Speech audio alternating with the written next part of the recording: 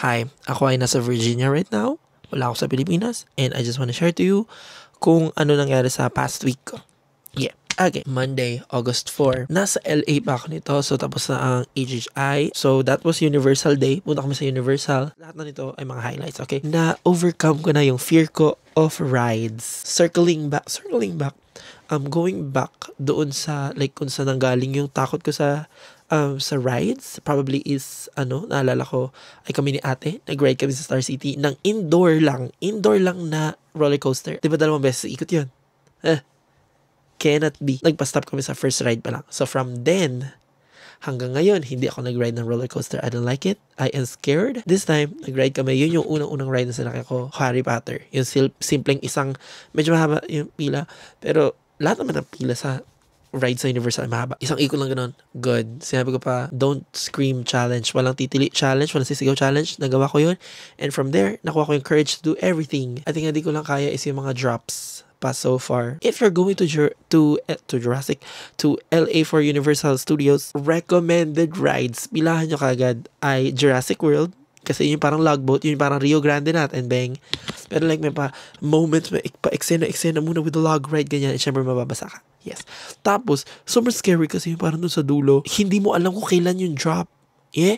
Tapos, yung pala, after no eksena, ganyan, biglang drop na pala yung dulo sa madilim. Nanggaling ka sa madilim sa taas. You know, nanggaling ka sa madilim. Tapos biglang ibabagsak ka ng ganun. Ito na pala yung drop na yun. 10 out of 10 would recommend. Would do it again. Story lang. After ng Jurassic World, kami yung Revenge, yung Mummy 2, something, ewan ko, Revenge of the Mummy, I don't know. Don't go there. There's nothing special there. It's just a roller coaster na go one way, tapos babalik the other way, na pa-reverse. And that's it. Haba ng pila doon sa Mummy ride na yun, just go. Pumila na lang kayo ulit sa Jurassic World ng one more time. That would be much more fun at sulit ang oras niyo. And then yung second gusto kong ride doon is yung Harry Potter na pa 3D glasses effect. Yes, yung may tower effect doon sa mataas. Mahaba na yung pila doon, pero sobrang worth it. Yun ang 2 best rides ko doon. Jurassic World and Harry Potter. Isasama ko na rin si yung dulo namin si Transformers kasi parang nag-enjoy talaga ako sa 3D effect niya. Para din siya Harry Potter. Meron dong Nintendo World at finally, hindi ako kasi lumaki sa Mario Kart. Hindi ko yung naging childhood kasi wala akong Nintendo. Pero now, meron na akong bias sa Super Mario Bros. Universe and that's gonna be Lucky 2. Okay, yung may hawak nung stoplight. May hawak siyang gano'n tapos sumasakay siya sa cloud. After kasi nung ride, saka ko lang na-discover siya. I wish I got something na Lucky 2 merch. And that's gonna be Monday. Tuesday, August 5, last day in LA. Basically, all I did was basically the same area lang ulit sa Hollywood area. Pero this time sa Hollywood Boulevard to meet up with Finn Avery, TikToker na very kilala from Sydney, Australia. Magaling dance hall. Basically, gumawa ng some of your favorite DCs on TikTok. So, nag-TikTok lang kami as in literally sa streets.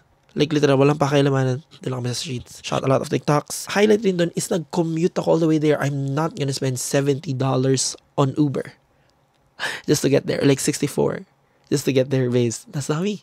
Hindi ako yun. One way, 64. From where I am. Malapit ako sa LAX. We're not gonna do that. Kumuha tayo na bariya at nag-commute tayo. It was a fun experience kahit mas mahaba siya na ride. It's 1 hour plus. Yeah, tapos may lakad pa akong ginawa. It was fun. I would say it was fun. Hello, that's $1.75. One way.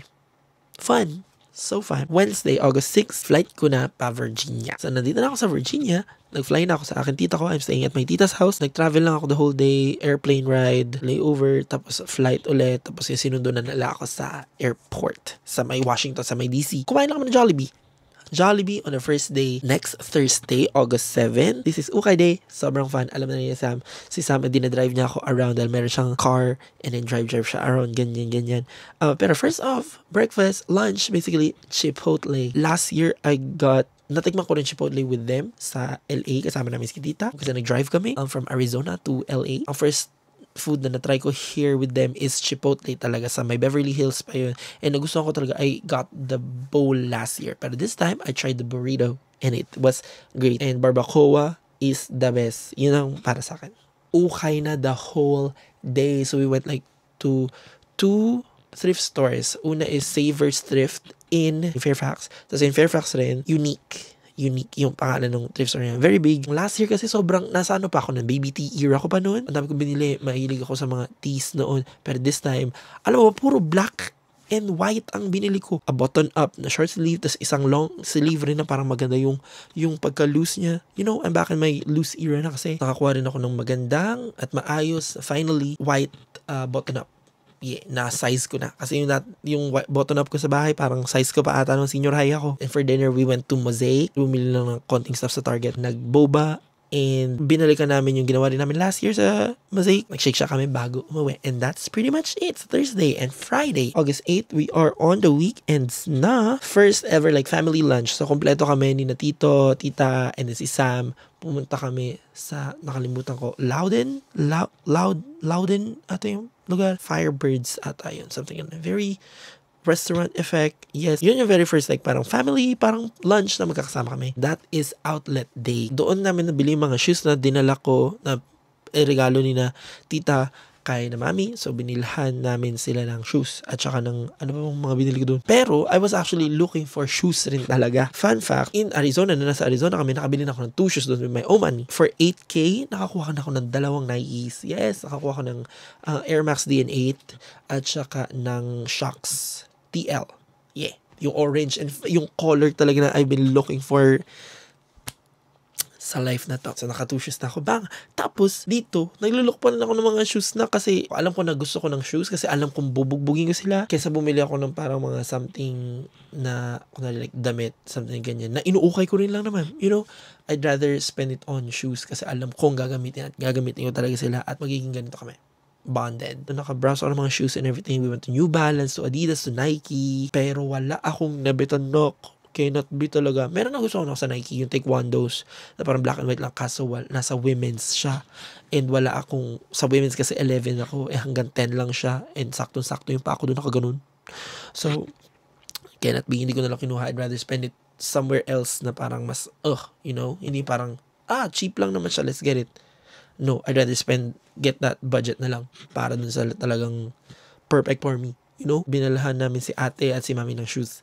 Yes, and ang bag ni daddy. Yep, it's outlet day and sobrang fun din doon dahil may parang Nike thing. Di ba parang kahit ako sa Arizona, naka-discount ako ng malaki doon sa Nike app ko with the shoes. Tapos nakapagpasabay pa sa akin yung mga friends ko sa team. Sobrang naman discount. Plus, dito sa outlet pa dito dahil si Tito ay isang veteran. So, meron din siyang veteran discount. Amazing work. And now we're on to Saturday. Sa Saturday, nag-check-in kami sa may Arlington near Union Station for the Flixbus, for the Greyhound, for the bus ride. Kasi for the weekend, pupunta kami ng New York City pero hindi kasama ang family. Ako lang, ang kuya-kuya nila, plus Sam and yung kanyang bowa. Yeah, Uber na lang kami ng konting oras lang to the station para pumunta sa New York. And then, nag-dinner together sa Pink Tiger sa Mid the Wharf district. Side note, sinabi nila doon parang, this is a fusion restaurant. We do like Asian and Filipino and stuff. Filipino? Okay, so check ng menu. Boom, they have lumpia. Yung cookie lang may konting kalamansi and that's your Filipino. Yes, and even yung lumpiang Shanghai na ano nila, tastes like yung, alam mo yung parang frozen lang na pre-packaged na mabibili mo sa grocery. No seasoning, walang lasa yung loob. Fried. There we go. As in, kamukha niya rin. Pero masarap naman yung food doon. Ang kinuha ko din something na parang American. So, I got a burger na sobrang big, na may 2 slices, sobrang laking tomato. Pero, sobrang basag. Yeah. So, naka-check-in na kami ng Saturday. And on Sunday is the big day. So, Sunday is basically the whole day nandun kami sa New York. So, nag-travel na kami ng 6 a.m. to like 10 a.m. Yun ang aming bus time. Nag-ride kami ng bus going to New York. Tapos, ang check-in pa namin doon sa hotel namin sa New York is 3 p.m. pa.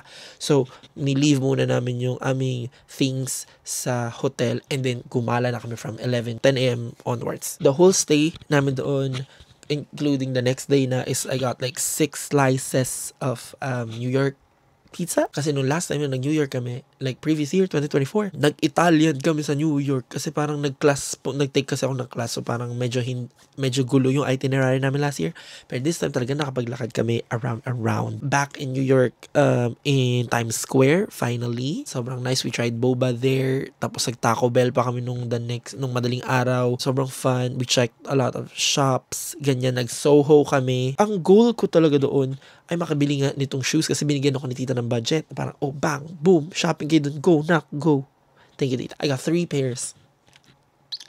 Pero hindi madali makarating doon sa 3 pairs na yun. Kasi yung 3 pairs na yun, ay chinek pa namin everywhere. Ako lahat ng source chinek ko. Una chinek namin, Foot Locker. Amazing, a sale. May shoe na parang sale for 59, meron for 69. Ang ganda rin ng options sa mga palang mga full price na nila, ng mga shoes nila. Kasi lahat ng hinahanap ko basically sa Pinas ay nasa Foot Locker lahat. Yung Shocks na all black, yung iba pang colorway na Shocks, yung iba pang Air Max, iba pa, Campus, may Cortez akong nakitang maganda doon. City, nandun din yung City. Okay, Foot Locker, check. Ito ang choice ko, pam. Okay, check tayo sa kabila, JD, check rin, amazing, boom. And fun fact, they're playing Pink Panthers nung umakit na ako sa men's section sa taas. Check muna namin options, hindi muna kami nagbahay. Nag-Uber kami to Soho. We checked doon ang Nike store mismo, and sumunod yung Adidas store, and then hindi ko nabitan doon sa mismo like store kasi maybe you have to factor in rin na parang Soho is the district na parang main flagship stores ay nandoon, so everything is full price. Even showing your Nike app doesn't do anything. Sinabi, ay wala kang wala kang promo here.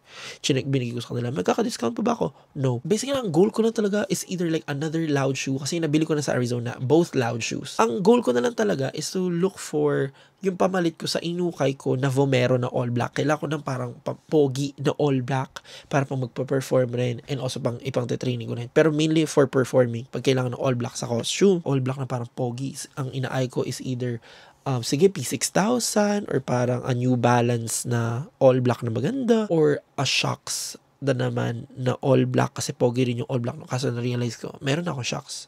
I already have the silhouette, you know? Nakumpleto yung buong araw, nag-clutch pa, at bumalik rin sa Foot Locker kasi nandun na lahat kinuha ko.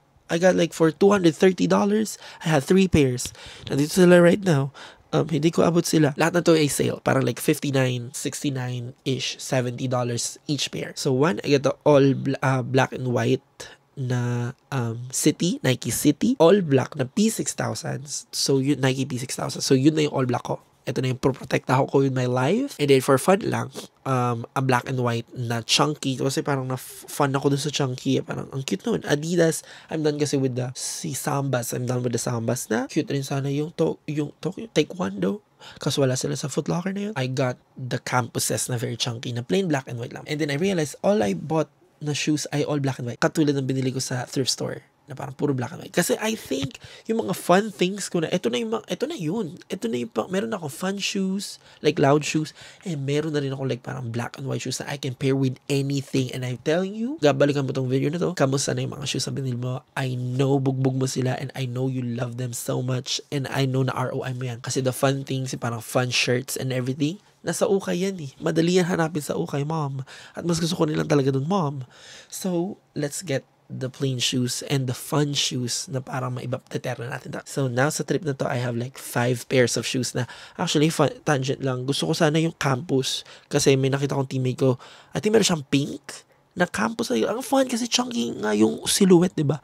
Tapos nakuha niya yung like parang baby pink na colorway. I would get that kasi kinuha ko lang yung Campus for the fun shoe. So kung meron sanang like yellow nun, like any fun colors, may green nun sa outlet, kaso hindi ko size, like 12, sobrang laki. If that came in a different like fun vibrant color, I would rather get that. Pero I have 5 pairs of shoes na sobrang saya ko pag uwi, at alam kong mamahalin ko tong mga to. And that's pretty much it for the update. Balik sa'yo dyan sa studio. Anyway, tulog na ako. Thank you. See you again next week. Maybe next week. Bye.